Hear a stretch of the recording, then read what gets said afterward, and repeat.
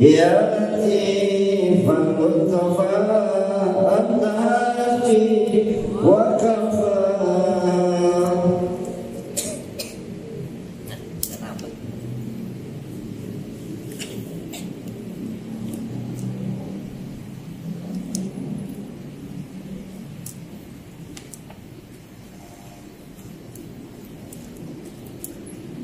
Assalamualaikum warahmatullahi wabarakatuh. Bismillah walhamdulillah wassalatu wassalamu ala sayyidina Muhammad ibn Abdillah wa alihi wa sahbihi wa man wala la hawla wa la quwwata illa billah amma ba'du. Ma'asyar muslimin rahimakumullah sidang majlis taklim naziadah yang dirahmati Allah Subhanahu wa taala. Puji syukur kita kehadirat Allah yang mana dengan rahmat hidayah serta kita masih digerakkan untuk berkumpul di masjid ini. Mudah-mudahan Allah selalu dengan keberkahan kepada kita semua. Salawat serta salam selalu kita haturkan kepada junjungan kita Nabi besar Muhammad sallallahu alaihi wasallam dengan harapan dari kita semua keluarga kita dan semua yang kita cintai bisa berkumpul kembali di yaumil mahsyar di bawah naungan syafaat Nabi Nabi besar Muhammad sallallahu alaihi wasallam. Amin ya rabbal alamin. Seperti biasa dulu kita boleh ta'alim kita baca suatu ibadah secara khusus untuk perkara tafsir. Abu Hamid Muhammad bin Hamad al-Ghazali wa syarah fi hadis Sayyid Muhammad sallallahu alaihi wasallam. Sahih wa hadam Zaid bin Muhammad bin Muhammad bin Muhammad Ali usul ilmu boleh dulu majman Allah yang berkah yarhamuhum wa yadrujat fil jannah wa yad'ali min barakati masra wa ribun nafatin fid din wa dunya wal akhirah jalla Fatihah.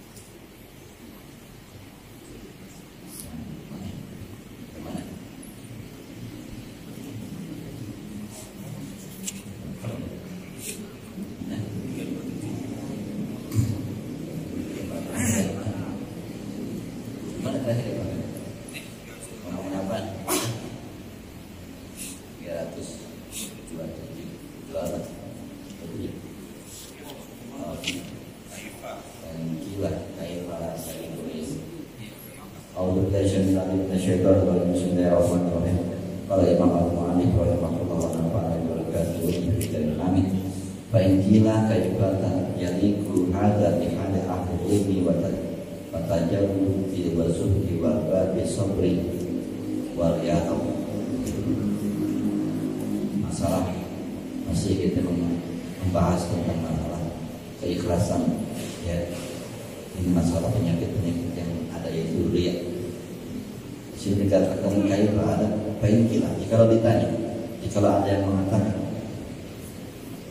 kaifa yaliku hadza bi halil akhir, bagaimana ini layak, ya, dalam kondisi orang-orang yang berilmu, orang-orang yang totalitas dalam menyembah Allah, rajul wazud, orang-orang zuhud, orang-orang yang pemilik kesabaran dan yang terus melatih mentalitas mereka dalam spiritual mereka. Itu maksudnya tentang masalah bab riya, ya. Masih ngomongin masalah kemarin sampai ke apa sih ngomongin kebiasaan tentang bahasa waqiah, ya. Ini kita ngomongin kegiatan baca waqiah sama waqiah kalau yang buat dunia.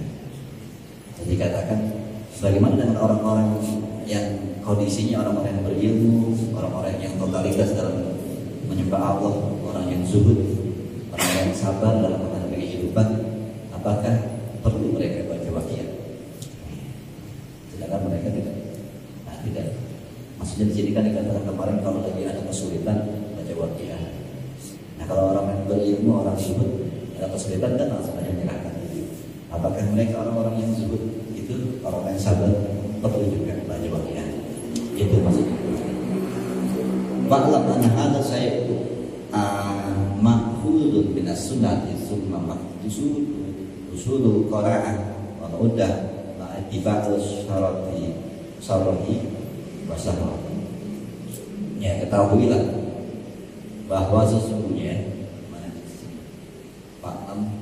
anna hadza sesungguhnya ini atau apa mazkur min qira'atil bil awqati mazkur, yaitu membaca waqiah misalnya surat-surat di dalam urusan-urusan waktu-waktu yang ditentukan yang penting yang dalam kesulitan atau dalam urusan membaca ayat Allah, itu sesungguhnya anak hadat saya pernah hudud minas sunnah. Ini semua diambil dari urusan sunnahnya Rasulullah atau riqatun nabawiyah. Ini tariqat para nabi. Memang mereka juga berbicara Allah. Itu maksud bilang qiraat. Dan kemudian maksud daripada membaca surat-surat dalam urusan-urusan usul qanaah ya, untuk menuju kepada keqanaahan dan bekal gitu. Ala ibadatillah, bekal untuk ibadah kepada Allah, wa quwwati ala ini, dan juga kekuatan materi untuk belajar ilmu agama. Jadi maksudnya kalau baca surat atau membaca saja waqiah untuk membuat kita jauh dari kemiskinan atau kita diberikan rezeki yang ada, baca surat-surat itu ternyata tetap aja ini jadi sunnahnya Rasul. Para nabi-nabi melakukan ini. Yang tujuannya mereka hanya untuk bekal hidup qanaah secukupnya. Dan juga bekal buat menjalankan syariat Allah. Makanya mereka cuma minta dalam banyak-banyak itu untuk kehidupan sehari-hari dan kebutuhan pokok. Ya, latibah syar'i, bukan mengikuti kerakusannya. Ya. Bukan mengikuti jadi baca terus untuk jadi kaya. Enggak sih. Emang gak niat buat kaya. Emang niatnya buat secukupnya minta Allah dan membaca ayat Allah. Misalnya ada orang baca Yasin 41 punya hajat agar hidupnya diberi rezeki yang cukup gitu. Bukan pengen punya rumah, punya mobil, punya itu ya udah salah jalan. Maksudnya nantinya malah akan menyebabkan kerusakan buat kita sendiri. Jadi bukan tanpa bisa nggak bisa. Kalau mau bisa. Baca terus aku jadi kaya, kalau dia kaya bisa. Itu. Tapi sebagian besar terjadinya apa? Tertipu dengan kesadaran dunia akhirnya langsung. Dan juga bukan wasakwati, bukan karena keinginan syahwat. Ya, baca ayat-ayat ya jadi ya kaya bisa kawin lagi kan gitu. Ya. Boleh janda ya ada juga ya dia ada empat ini dan ada orang itu ya niatnya kawan nafsu ya baca buat kekayaan, buat keinginan kawin lagi gitu. Ya bisa kan? Soalnya masalah itu bisa kan? Ada ayatnya namanya di dunia ibn hayat, sampai menginginkan dunia Allah akan kasih. Itu baca ayat itu harus mintanya dunia dikasih. Ya. Tapi kalau buat yang dimaksud Rasulullah sini buat orang-orang yang baca ini cuma buat kebutuhan pokok agar tidak menghinakan diri itu. Ya, tak boleh buat yang buat syahwat. Makanya sampai ada bacanya ribuan, itu sholawat ribuan, biar kaya kok, mau mana gitu. Ya. Ada nggak baca sholawat? Dia baca orang biar ganteng kan? Enggak. Ada nggak? Ada nggak itu? Ya orang nanti ganteng aja, mau laki mau perempuan gitu. Ya, bacaan yang seperti itu maksudnya di situ. Mana lagi? Wasyahwat wa nafsi imarul asr wa idat akal badaro. Lalu selanjutnya yang baik selanjutnya al-qadi husani al-wujud. Ya. Yang kedua al-qadi husani ini adalah penodak atau perusak kedua adalah wujud. Tadi kan riya, pertama riya, kedua wujud, bangga diri. Ini perusak dalam kehidupan. Wa innama yalzamuka ijtinabi, dan semestinya untuk menjauhi wujud ini. Ya, walaupun ini memang kalau ada di kitab Jami'ul Muhkam teruntuk kita tentang masalah wujud itu memang ini sering menggandrungi hati kita. begitu jarak manusia bisa lepas dari itu, tapi mau mohon ampunan banyak kepada Allah. Nah ini ujub ini bita'atillah subhanahu wa ta'ala min sholatin wa ghairiha, dari bawahnya ada ujub dalam urusan ketaatan kepada Allah, ya baik dari urusan sholat ataupun yang lain. Nah ini ujub bangga diri dalam hal ibadah, ya kalau udah benar jadi bangga sholat, puasa, haji itu melakukan itu menjadi bangga diri. Nah ini dikatakan perusak dalam masyarakat. Ya, Nabi pernah mengatakan, aku khawatir jika umatku tidak lagi melakukan dosa. Justru aku khawatir masuk pada hal yang lebih berat dari itu. Hal bangga diri, bangga diri. Dan biasanya kalau kita udah benar begitu, kalau masih banyak dosa biasanya nggak bangga diri deh. Apa mau uang lain dosa banyak gitu. Pas sudah mulai melakukan dosa, banyak ke masjid dulu supaya menurunkan. Itu bangga diri yang itu. Makanya dikatakan di sini bangga diri itu dalam urusan ketaatan kepada Allah, baik sholat, puasa, haji segala macam.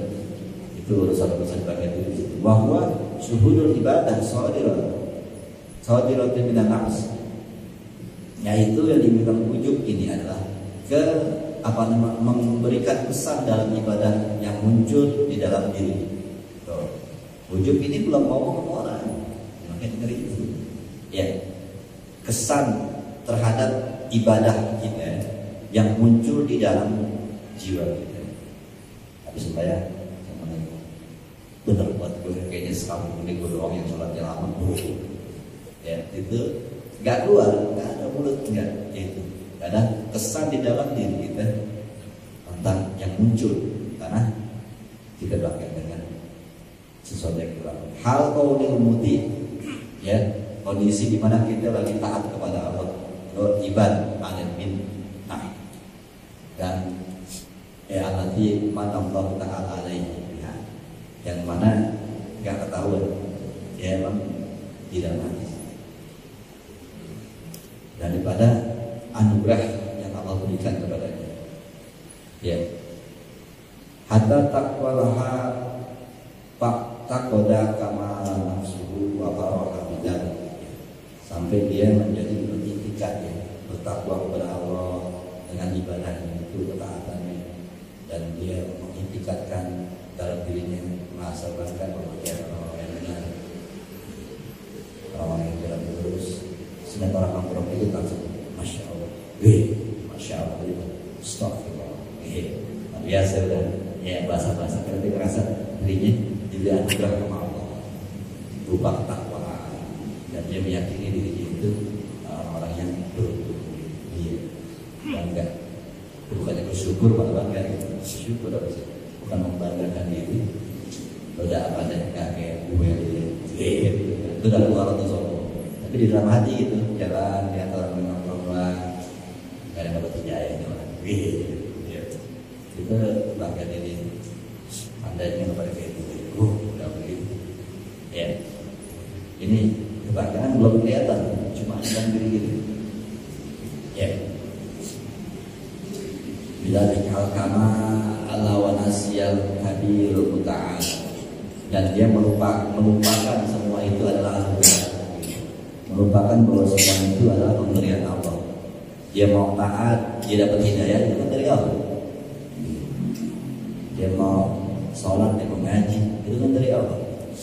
Tapi kita kan merasa kita yang jalan, ya, kita yang duduk, kita yang ngaji, kita yang hafalin, karena kita yang merasa benar. Tapi itu semua dari Allah. Wa khafa 'alaiha, ya, minan zawal, dan dari apa-apa yang ditakutkan akan kehilangan daripada. Ya, nggak mikirin bahwa itu bisa aja Allah angkat. Lalu nggak tahu lagi kan. Ya, wafiz zawaji, di dalam kitab Zawajil An'am, istiqzalun nikmat, ya, membesar-besarkan nikmat ataupun congkak saat memiliki nikmat, ya, walaupun dan percaya diri berlebihan itu kan, ya, kepada nikmat yang dikasih Allah, ma'anisyan idofatiha ilallah ta'ala, bersamaan dengan itu lupa bahwa itu adalah pemberian Allah. Ya. Fa inna tadamma dzalika waqa'ahu jaza'un 'alaiha ittiqalihi annahu indaqal haqq wa anna minhu bi makanin sumya mudila. Ini orangnya dikatakan orang yang sudah lancang, yang mana fa inna tadamma dzalika diharapkan mendapat balasan dari Allah, yakin bahwa dia merasa dekat dengan Allah dan dia mempunyai hak dari Allah, dan bahwa dia itu mempunyai tempat yang mulia di sisi Allah. Maka ini adalah orang-orang yang di atas ujub, bahkan panjang. Ya, ini kadang-kadang kan ikut. Kebanyakan ini orang-orang yang ahli ibadah nih. Ya, bahkan dikatakan ulama ataupun ustaz atau yang berilmu. Lagi dia merasanya orang-orang yang banyak ilmu, ketaatannya bagus, pintar, akhirnya dia melupakan bahwa itu semua anugerah Allah. Dia merasa punya makom yang tinggi di sisi Allah. Ya, makanya berat jadi wali. Jadi wali itu berat di situ. Ya, jadi wali itu, jadi ulama itu berat di makom ketawaduan. Tawaduan adalah dia di makom tinggi tetapi tidak pernah merasa makom yang tinggi. Tuh, sulitnya itu. Ya, sulitnya bagi orang-orang yang biasa jadi gagal dalam urusan derajatnya tinggi karena akhirnya merasa mulia, merasa dekat sama Allah, merasa punya posisi yang tinggi di sisi Allah. Nah ini timbulnya bukan bersyukur tapi malah bangga. Nah ini bahaya. Nah ini lebih daripada ujub.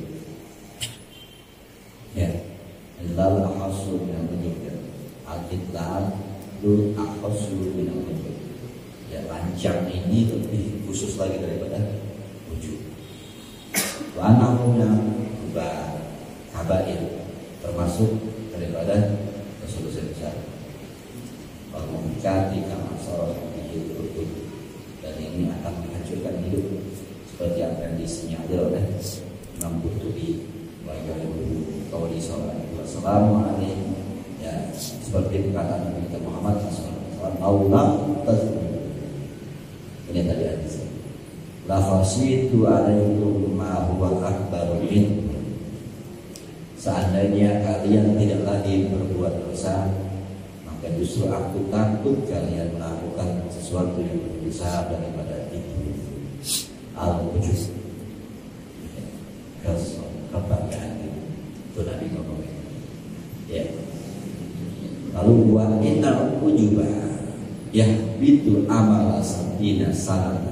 Sesungguhnya ujub, bangga diri itu akan menyia-nyiakan atau menghapus amal perbuatan baik 70 tahun.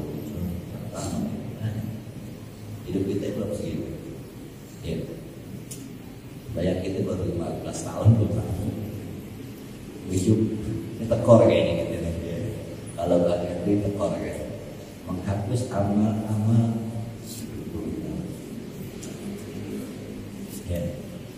Walau kana wujud rajulan akan rajul sud. Ya, seandainya seorang laki-laki itu adalah orang yang bangga diri, adalah dia seorang laki-laki yang buruk. Ya, ini wujud. Ya, itu hadis samsi itu kan. Hadis Nabi itu. Ya, wa bainama rajulun yamshi fil qulna. Ya, ketika ini ada pemahaman, ketika seorang laki-laki, seseorang berjalan di dalam pakaian, ya, ta'ajjaba nafsuhu, lalu dia bangga terhadap dirinya sendiri, pakaiannya keren, dia pakai pakaian yang bagus, terus dia bangga, keren banget gue, ya, mirjal, atau menyisir umat musaksiton waksi, atau menyisir rambutnya pakai warna kayak pikok ada gitu, muhtal fi misyin, lalu dia congkak di dalam berjalan. tiba-tiba Rasulullah bahwa natajal ayat yang fil ardi ila yaumil qiyamah. Lalu dia congkak dalam berjalannya karena rambutnya keren. Seketika tiba-tiba Allah menenggelamkan dan dia masuk ke dalam bumi atau menyelam di bumi, jadi melemin sampai hari kiamat. Ini maksudnya seperti kisah dari orang seorang yang membanggakan diri dalam berjalan dengan apa yang dia punya, akhirnya Allah mengalami dari kiamat. Nah kalau sudah bisa jadi begitu secara hakikatnya. Waqad zannahu Allah subhanahu wa ta'ala biqauli, Allah sudah mengecam di dalam firman-Nya Allah, wa ya'lamunain is'ajalatkum kasratukum, surat At-Taubah ayat 25. Allah mengatakan di mana hari perang Hunain. Perang Hunain di Islam itu lebih banyak daripada orang kafir, dan baru tumben Islam perang lebih banyak dari orang kafir. Baru tumben. Sebelumnya dari perang Uhud, perang Uhud yang lebih dikit cuma kalah, sekali kalah. Memang dipelajari sangat strategis. Perang Badar menang, perang Uhud itu satu perang lagi, perang banyak perang Islam, dan jumlah Islam selalu lebih sedikit, dan itu selalu menang. Dan suatu ketika ada perang di mana Islam lebih banyak, yaitu perang Hunain. Ya, makanya Allah mengatakan kalah, ya, lebih banyak. Itu namanya PD nih, Nabi sama sahabat. Selama ini kita lebih dikit yang menang mulu, mereka lebih banyak. Udah masa menang, mungkin boleh. Ya, ini kita tahu kalah. Jadi Allah mengatakan di surat At-Taubah ayat 25, dan ketika di hari perang Hunain, is'ajabatkum kasar. Ketika kalian merasa bangga dengan banyaknya kalian. Ya, justru Allah berikan faktor apa? Faktor bangganya. Itu.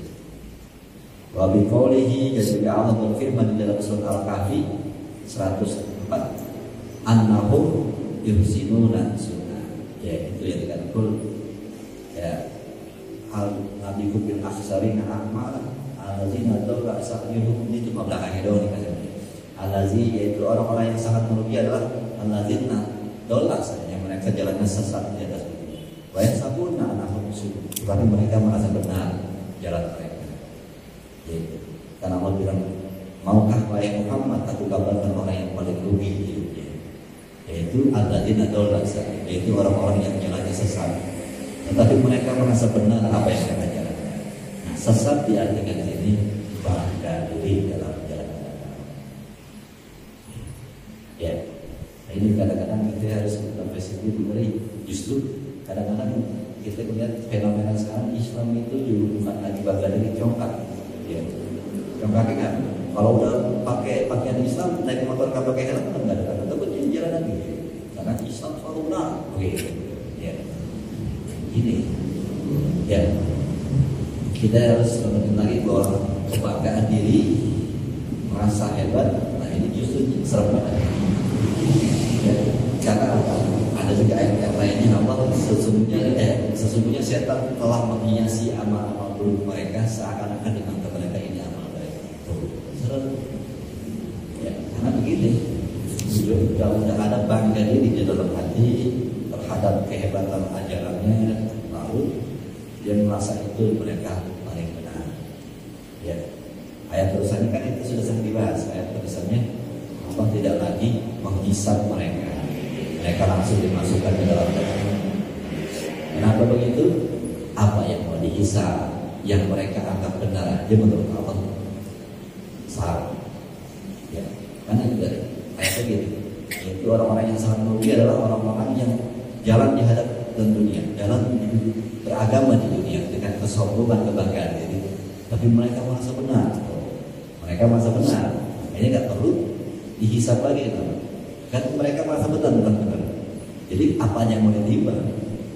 Yang mereka merasa benar itu dosa semua. Makanya Allah ayat selanjutnya mereka langsung dimasukkan ke dalam jahat tanpa dihitung. Ini ngeri. takutnya kita termasuk orang yang bangsa diri dan sedikit ya. Itu yang tadi. Karena apa? Biasanya yang bangga diri itu yang merasa paling benar.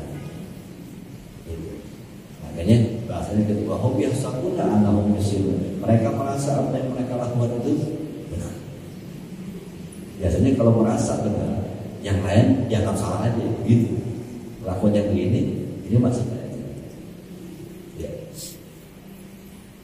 Kalau dibilang mereka jalannya benar, ya bisa. Mereka jalannya benar, tapi nggak merasa paling benar. Biasanya dalam kenyataan di lapangan, yang merasa paling benar ini dan menyalahkan ajaran yang lain, ini yang masuk ke ayat sini.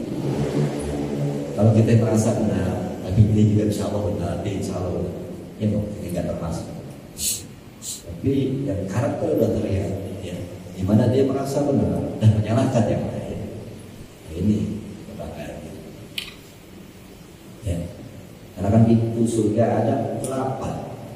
Ya, kalau kita ajaran yang kita jalanin ini benar, kan kita masuk 1 pintu, masih ada 7 lagi. Biarin aja yang lain masuk ke yang lain. Ya, masa kalau nggak pakai cara kita semua neraka kan? Ya, wallahu a'lam. Ya, Nabi aja semuanya syariatnya banyak, beda-beda. Nabi Musa, Nabi semua punya syariat yang berbeda-beda.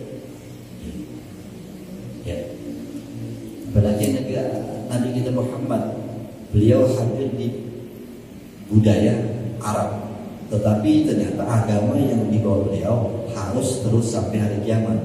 Padahal dunia ini budaya bukan Arab doang. Nah, bagaimana saat agama ini masuk ke negeri Pulau Jawa, masuk ke negeri Pakistan, masuk ke negeri Eropa? Di situ makanya harus ada ulama-ulama yang dikatakan oleh Nabi warasatul anbiya, penerus para nabi yang bisa mengkolaborasi apa yang dibawa Nabi disesuaikan dengan budaya. Ya, kenapa begitu? Karena seluruh karena Nabi Nabi terakhir soalnya nggak bisa lagi, makanya selebihnya ada ulama.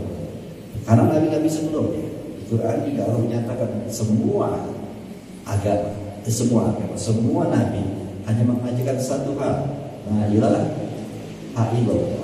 Tetapi aku turunkan mereka dengan syariat tata cara yang berbeda-beda sesuai kebutuhan dan zaman dan budaya. Tuh, jadi syariat Musa jadi berbeda, syariat Ibrahim berbeda. Kenapa bisa berbeda? Nah, karena Allah melihat Musa hidupnya di daerah ini, ya berarti syariatnya begini. Zamannya lagi begini, syariatnya. Nah, ini syariat mereka berbeda-beda, tetapi ajarannya cuma satu. Nah, adalah ha'illallah. Dan sekarang Nabi kita Muhammad, Allah mengutus Nabi Muhammad waktu itu di Arab.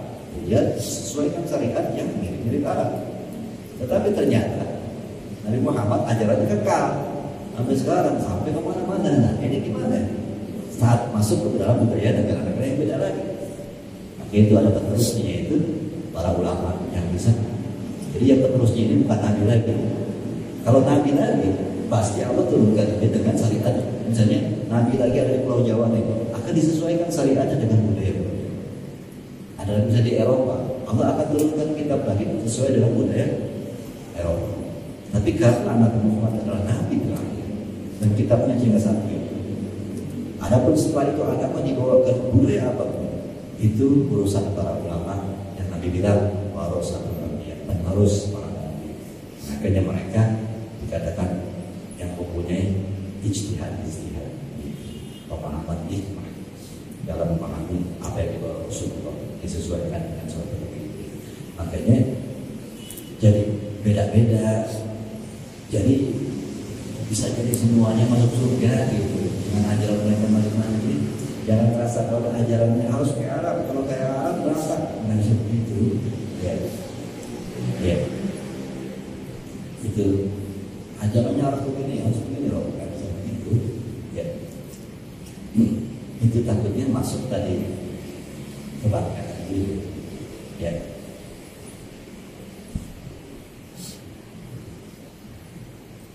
Lalu untuk sedikit membuka tentang masalah pemahaman tentang penjalanan agama aja, karena tadi ngomongin masalah surat Al-Kahfi, ya kan, namun sini mereka merasa tenang apa yang melakukan.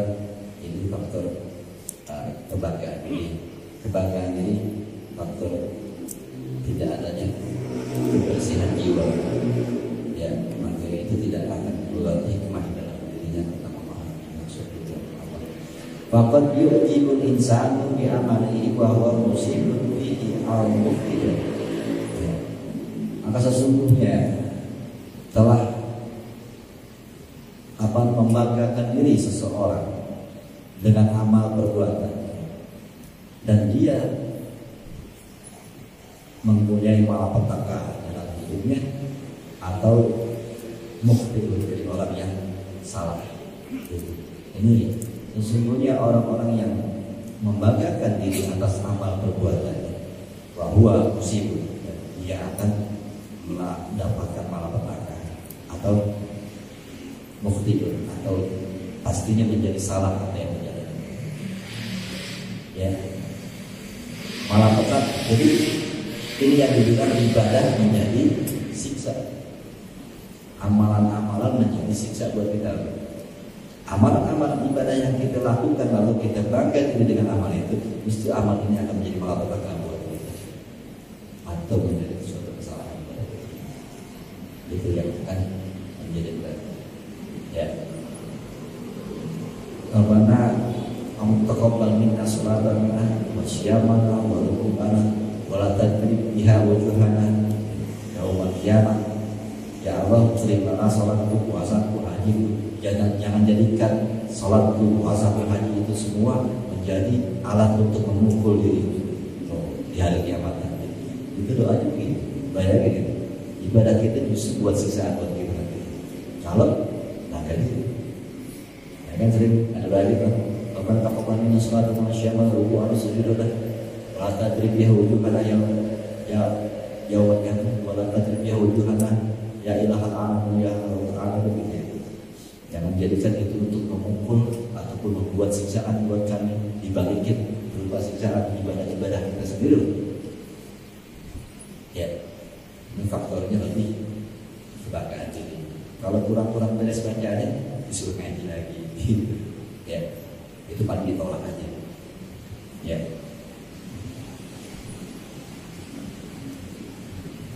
Lalu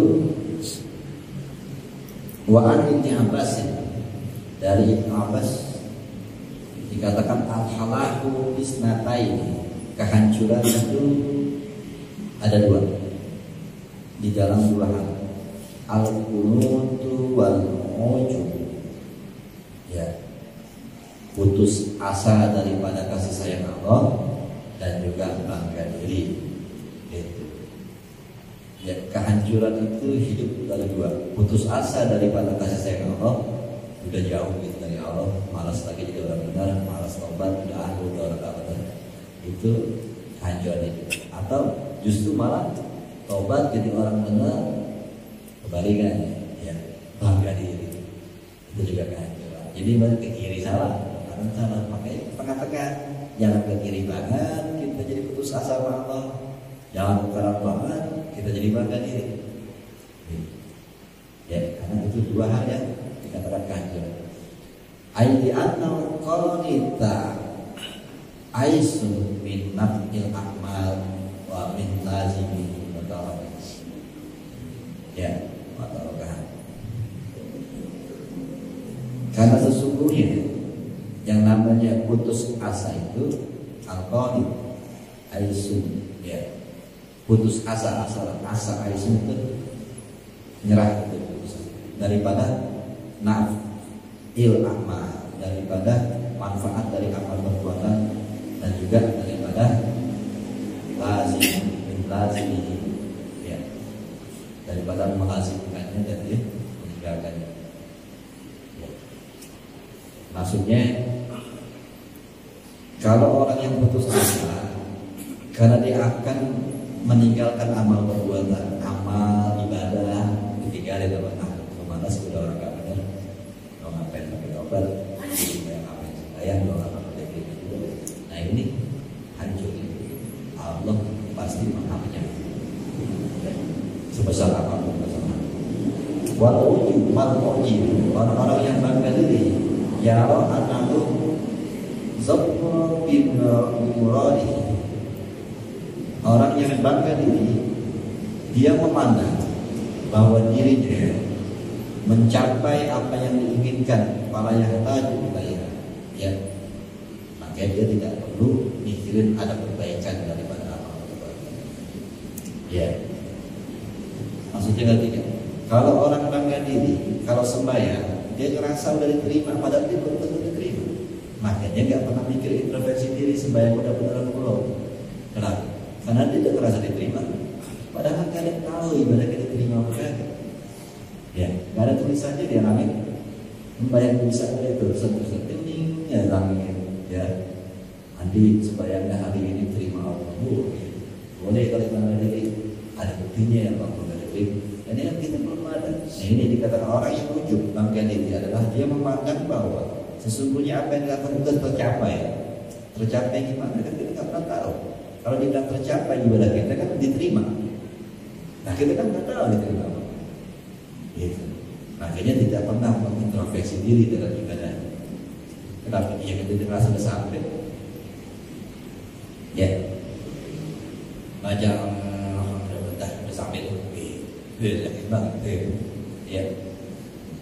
Tapi iya, akhirnya jadi nggak pernah introspeksi diri, bacaannya benar apa enggak, ya, terbangga diri. Makanya wajar kalau orang yang bangga diri biasanya nggak mau memperbaiki diri. Kenapa? Dia tidak merasa benar. Kenapa dia merasa benar? Karena dia sudah merasa sampai. Itu, ya. Dikoreksi malah gitu. Ngapain koreksi itu negatif salah baca gue? Udah sampai ke Allah, nggak repot gitu. Karena itu ujung. Karena dia merasa udah sampai, padahal nggak ada tahu. Siapa yang kasih tahu? Kalau ada yang kasih tahu, berarti Jibril. Berarti dia Nabi gitu. Ibadah udah terima Allah. Yang kasih tahu berarti Jibril. Karena Jibril doang yang bisa informasiin. Berarti itu Nabi dong kan gitu. Kalau bisa dapat tahu dari Jibril kalau ibadah itu diterima Allah gitu.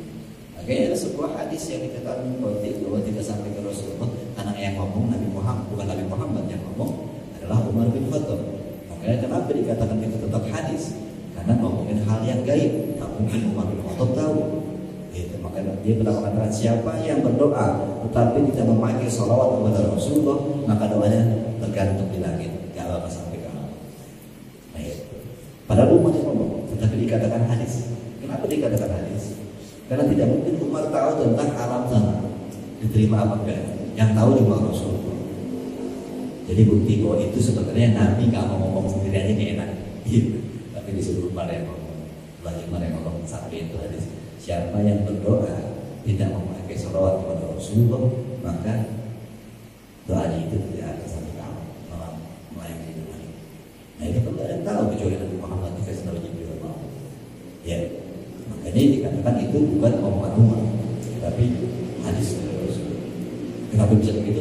Karena nggak mungkin Umar tahu. Tuh Umar aja nggak tahu diterima apa enggak amal kita. Nabi doang. Nah, kita bersaing yakin banget kayaknya amal kita diterima. Tahu dari mana ya? Kan gitu. Itu yang membuat kita tidak pernah introspeksi ada salahnya apa. Ya. Padahal kalau kita mau jujur, ya, tantangan dari Rasulullah itu sangat berat dan itu ya diakui memang luar biasa, nggak mungkin kayaknya buat hal kayak gitu kita. Kata Nabi, siapa yang sholat 2 rakaat tanpa mengingat apapun kecuali Allah dari takbiratul ihram sampai salam, maka semua dosanya dihapus. Ternyata sulitnya minta ampun, ya. Baru Allah Akbar-nya dompetku sebelah mana itu? Pada kebantan dia akan ambil daya kenastai. Tuhan kalau dibanting. Bayangin Nabi nantang gitu 2 rakaat sholat tanpa mengingat apa-apa kecuali Allah Tuhan. Dari takbir atau ihram sampai salam, maka semua dosanya diampuni. Pasti cuma kayaknya berat banget. Itu tantangannya. Nah, kita sholat aja masih kemana tahu arahnya kalau lagi baca Fatihah. Terus kita yakin langsung diterima Allah. Luar biasa. Ini yang membuat kita jadi enggak pernah introspeksi diri akhirnya bangga karena merasa sulit terima. Gitu. Ini makanya dikatakan tadi, malah yang tadi wilayah ini tidak membutuhkan lagi untuk memperbaiki amal perbuatannya. Kenapa? Dia tidak merasa sampai. Walidha Allah Ta'ala, dengan demikian Allah mengatakan di dalam surat An-Najm ayat 32, Allah mengatakan fala tuzakku anfusakum, jangan kamu merasa suci diri. Fala tuzakku anfusakum, jangan kamu pernah merasa suci.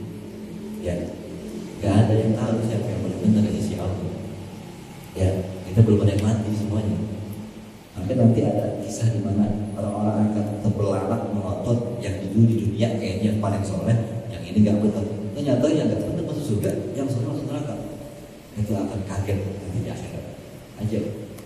Dan itu saling mengenal, saling ingat tentang apa yang kita miliki. Itu lucunya dalam kisah itu dulu selalu yang mengatakan orang itu gak baik, orang gak mengenal pada lu ya, karena sembahyang ini masjid apa barang ini. Kerja menjalan, nggak mau ibadah pulang gitu. Dan ternyata yang ngomong itu di barisan neraka, yang dikata di barisan surga. Aneh. Ini bahasanya. Jadi kayak gini nih, misalnya yang ngajar, ini ngaji begini orang pada nggak mau ngaji ya, pada kerja ajar itu banyak di jalanan, ibadah susah banget, ada neraka itu orang. Ini yang ngomong ternyata di neraka yang lalu berarti yang surga. Nggak bisa begitu. Nah ini masalahnya penyakit. Ya. Bisa jadi dalam konteks tasawufnya bahwa orang yang ngomong ini timbul dalam kebanggaan diri dan meremehkan orang lain. Itu berat. Dan dia mungkin yang diremehin lagi di jalanan, dia lagi mikir ya ampun, gue nggak berbuat yang kerja mulu gaji enggak. Dia lagi merasa bersalah. Tingkatan itu lebih tinggi daripada itu. Itu makanya yang macam orang. Dan misalnya kita kan orang mabuk, kita dari masjid bayar. Kita kan orang nggak berbuat ya, pada mabuk aja, nggak kayak gue itu bayar ke masjid. Itu ngomong begitu di hati. Ya, yang lagi mabuk mikir ya Allah, gue nggak berbuat begini, gue kayak ini dan berusak orang mabuk. Itu kalau nanti dua-duanya masuk ke mana yang nggak kayak mana? Yang kita yang mabuk, kalau dalam kondisi dia lagi mengaku berdosa, yang satu lagi kondisi dia membanggakan diri. Itu dari ya, nanti masuk surga yang mabuk. Ya, karena Allah tuh lebih suka orang yang mengaku salah daripada merasa benar. Ya, karena ada lagi kisah tentang surat al-yawma al-nahtimu ala afwahihim wa tukallimuna aydihim wa tashhadu arjuluhum, itu ada kisah di mana di hari kiamat Allah tutup mulut mereka, tangan jadi saksi, tukallimuna aydihim, tangan yang ngomong, kaki jadi saksi. Kenapa mulut dikunci? Karena ada saksi mulut. Jadi mana ada orang tanya, kamu pernah berbuat dosa begini, lalu dia berdalih, ya begini ya Allah, gini. Lalu malaikat menjadi saksi. Kata malaikat, ya benar, ada videonya. Malaikat aja bikin tuh, kita tetap juga mereka. Akhirnya Allah tutup mulutnya dan dimasukkan ke dalam. Karena tangan ngomong, kakinya. Lalu ada lagi satu orang datang kepada Allah lalu ditanya, kamu pernah berbuat dosa? Ya Allah, saya benar melakukannya. Maafkan saya ya Allah, maafkan saya. Masuk surga. Karena faktor mengaku, menerima itu orang. Kalau tadi kamu terima, ini hindarinya. Ya, apalagi sampai membanggakan diri, dalam keadaan bangga diri, nyombongin diri, rasa hebat, tidak mati. Yang itu dalam keadaan dia mohon ampun, merasa nggak baik, merasa orang yang berdosa. Itu. Makanya kita dalam tahapan misalnya mulai tobat. Nah ini berarti jangan sampai pakai tadi Nabi ngomong. Ya seandainya kalian tidak lagi berbuat dosa, justru aku takut kalian masuk kepada yang lebih besar, itu bangga diri. Terus gimana? Dosa aja apa? Kan juga begitu. Namanya yang masuk setan tuh. Kalau kita benar, kita bangga diri. Jadi orang kampung aja dah. Gitu. Maksudnya bukan begitu. Ini salah paham. Kalau kita balik lagi, bakal begitu mendingan dosa aja lah. Maksudnya gimana caranya kita gak dosa lagi? Cuma gak bangga diri. Gitu solusinya. Jadi tempatnya ujung itu ke kanan, ya. dosa lagi ke kiri. Nah, agama selalu mengajarkan gimana gue di tengah-tengah. Setan selalu berusaha membuat kita kalau nggak ke kanan, ke kiri. Gitu. Nah ini kalau dibilang dosa mulu, aku mau bener benar atau setan bawa ke belakang diri. Terus dibilang ini kalau masa begini nggak belakang diri, aku dosa lagi dan tuh. Sono itu kejem gimana caranya kita tenang? Ya, karena kita dosa kita tinggali, kita ibadah jangan belakang diri. Gitu. Ya. Lalu Fala tuzakku anfusakum, jangan kalian merasa suci diri kalian. Qamin tazkiyatiha, dan daripada kesucian diri ini. Iqadi anha rotut. Dia merasa soleh, dia meyakini dirinya bahwa dia orang soleh, orang baik. Ya, karena dia merasa suci, akhirnya dia meyakini orang baik, orang soleh. Bahwa makna wujud. Nah ini yang dikatakan makna pemahaman wujud.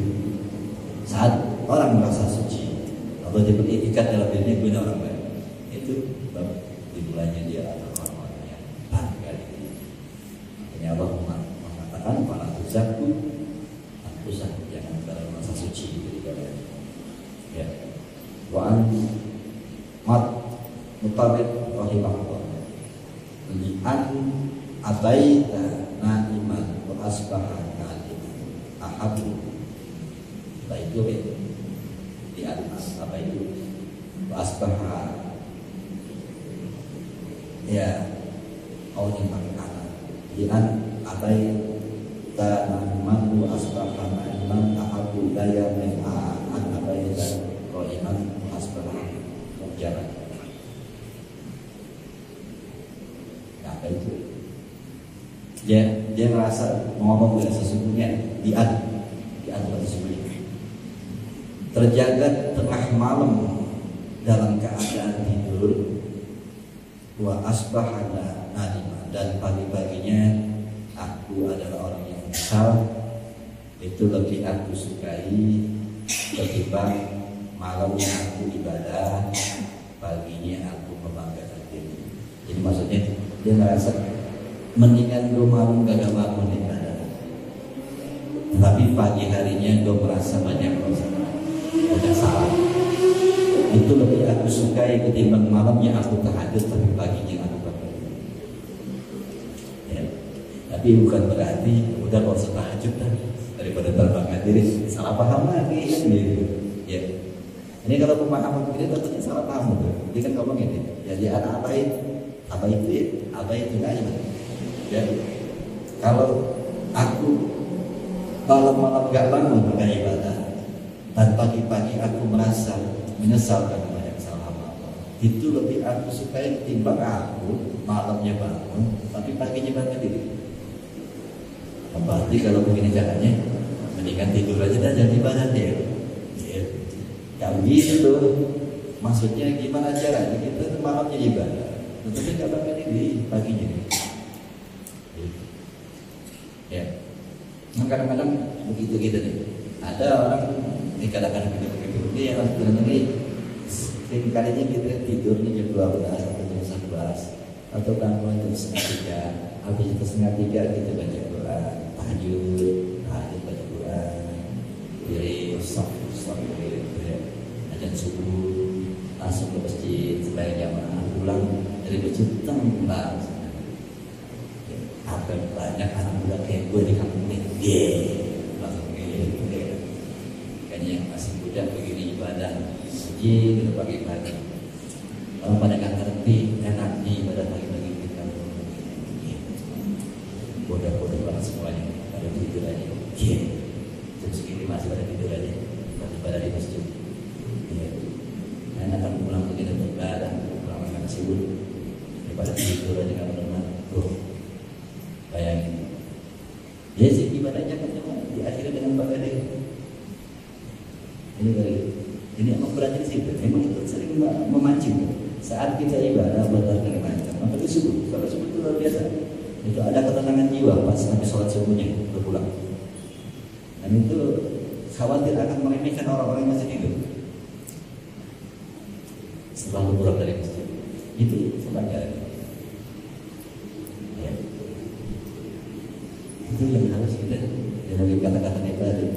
Mendingan gue gak bangun daripada, tetapi paginya gue menyesal ya Allah gue gak pernah belajar gak ibadah ketimbang dan malam-malam yang melakukan ibadah tetapi paginya banget. Tapi ini bukan berarti jangan ibadah, ini salah paham lagi. Kalau itu benar kayak ibadah daripada gue bangga diri ini ke kiri ya sama-sama neraka, mau kiri mau kanan, ke kanan bangga diri neraka, ke kiri gak mau ibadah neraka juga. Jadi gimana caranya kita ibadah?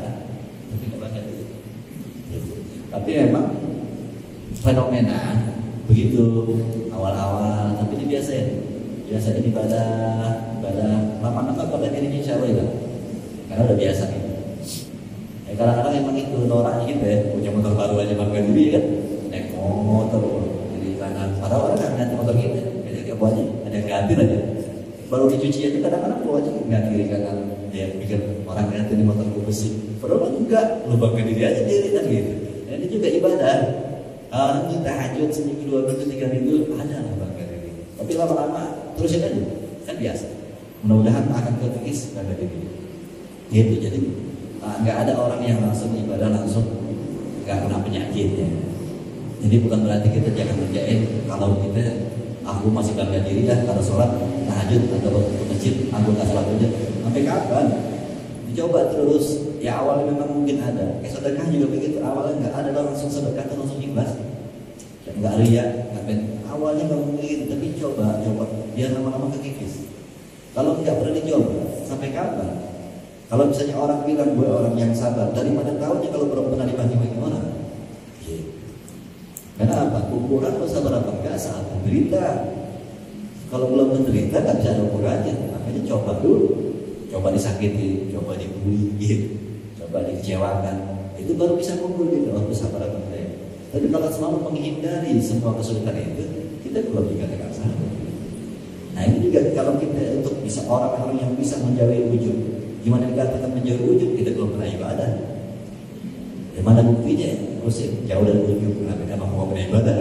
Itu makanya bisa dikatakan begitu. Ya apa yang mau diujubin emang belum percaya ya. Gitu. Ya, terjadi aja sama kemarin lebih hati Nabi Syaitan Al-Fatihah Alhamdulillah ya Rabbi ya Rasul Rasulullah Nabi kalau kita antara itu wa fa'ala alhamdulillah alhamdulillah Allahumma rahmatna wa rahmatna wa ta'ala du'a'ana wa bizidna ilma warzuqna fahma bil wasi'il Muhammad wa alihi wasallam Assalamualaikum warahmatullahi wabarakatuh.